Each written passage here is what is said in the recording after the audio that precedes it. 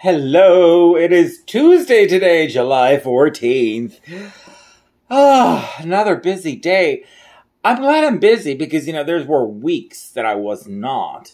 So it's nice to have these very busy days because in a month I'm going to get a decent check. But it's all due to CPS and just the problems that, people are, there's a lot uptick in domestic violence and child abuse. So I'm getting called. I'll have something like scheduled. Like I had an appointment for tomorrow, and then they just call me not too long ago, say, "Are you available first thing in the morning to follow up or to do a case?" And I was like, "Yes." And that was again today. I mean, it was one of those things. I was at a job assignment. I kept getting texted and like, "Are you available? Are you available? How soon are you done? So you can come out and do this other case." So I've been running all over the North Texas area because I've been in Dallas, Garland, and Fort Worth today. And got home late again. So yay for work for me. I mean, because considering it's been so bleak for me for months now.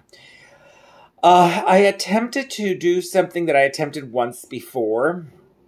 I am a very good cook. Most people who have eaten my cuisine know that I am. I'm not a super great chef, but I'm a very good cook. People always want me to cook for them. But there's some foods I have mastered. I do wonderful Vietnamese food. I can do Chinese food, and I do Indian cuisine really well, and obviously Mexican food from scratch.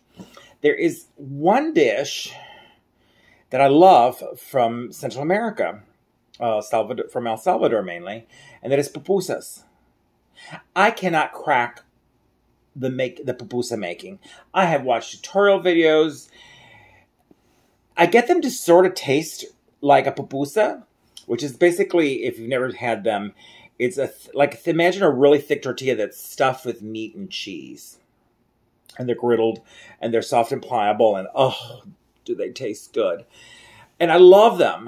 This is not a food I ever grew up eating, but I discovered it when I was here in Texas because there's a lot of Salvadorans here in Dallas. And I've gone to Salvadoran restaurants, and I love pupusas. And I knew it's a very simple dish because it's a street food dish, and most street foods are very simple to make. But at the same time, there's always a trick to them.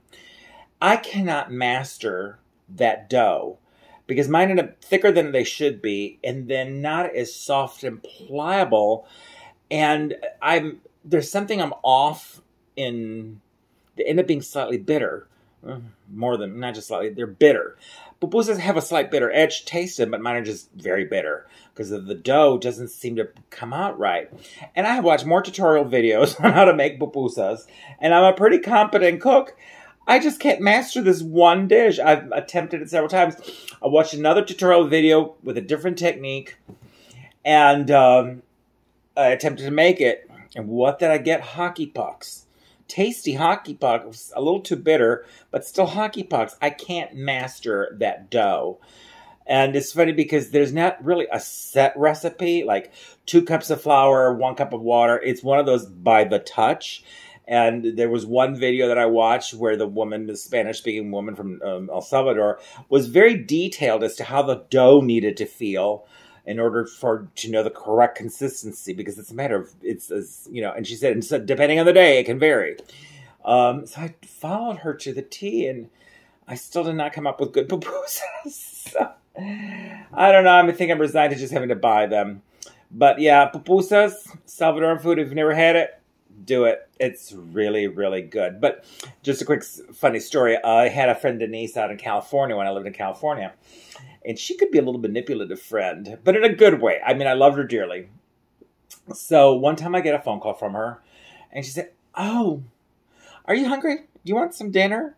And Denise made really good money, so I was like, well, I'd love to go out to eat, but Denise, every time you choose a restaurant, it's so expensive, and you make up like so much more money than I do. I just can't afford to go out to some of the places that we eat, because I'm on a more fixed budget. I used to we'd go have investment dinners because it felt like you had to get an investment in order to pay for some of these dinners. So it was like, I'm just not at the same economic level that you are. I can't do this. And she said, "Oh, no, don't worry. Tell you what, we'll go on the cheap, really cheap, because I know your situation.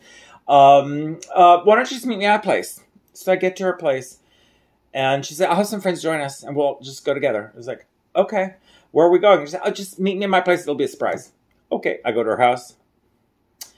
She had bought all the ingredients that she thought I would need to prepare a meal for her and all of her friends.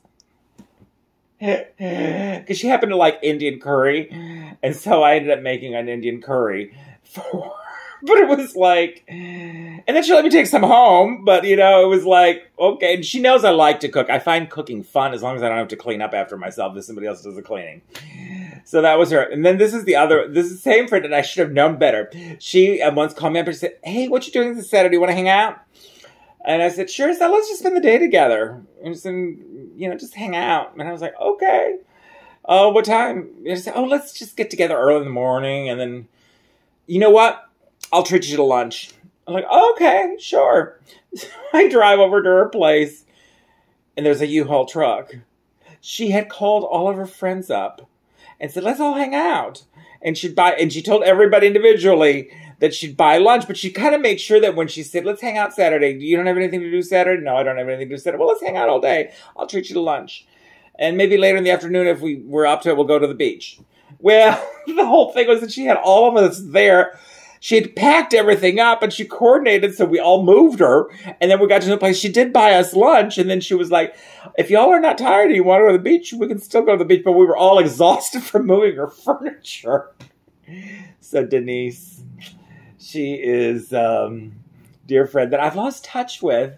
But, you know, some friends kind of surprise you. But yeah, she was always a fan of my cooking. And so those are my stories of my friend Denise. She was from Jamaica, and she never wanted to be called an African-American. She was like, I am Jamaican-American. I'm an 8th generation Jamaican. So, miss not seeing her because it's been years since I last talked to her.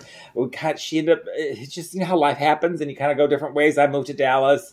She ended up moving to Houston from LA after I left LA. So, and then we just kind of lost touch. So maybe she'll see this YouTube video and we'll reconnect. Anyhow, that's my story about me and my cooking and how my friends take advantage of my cooking. Because I've had other friends do that too. When I tell the story about Denise and what she did to me, I've had that happen where friends say, come over to my house. And they have all the ingredients. Will you cook something for me? Could you make some Vietnamese food? How about some Thai? So anyhow, you have a good evening if you watch this tonight. If not, have a good morning or good afternoon if you watch tomorrow. Don't forget to like and subscribe and ring the notification bell. Thank you for the new subscribers. Yay! I need a few more, just 5 more. Please subscribe, please subscribe. If you see more than 2 of these videos, you need to subscribe. And feel free to share it. All right, have a good night, and don't forget to wear your mask.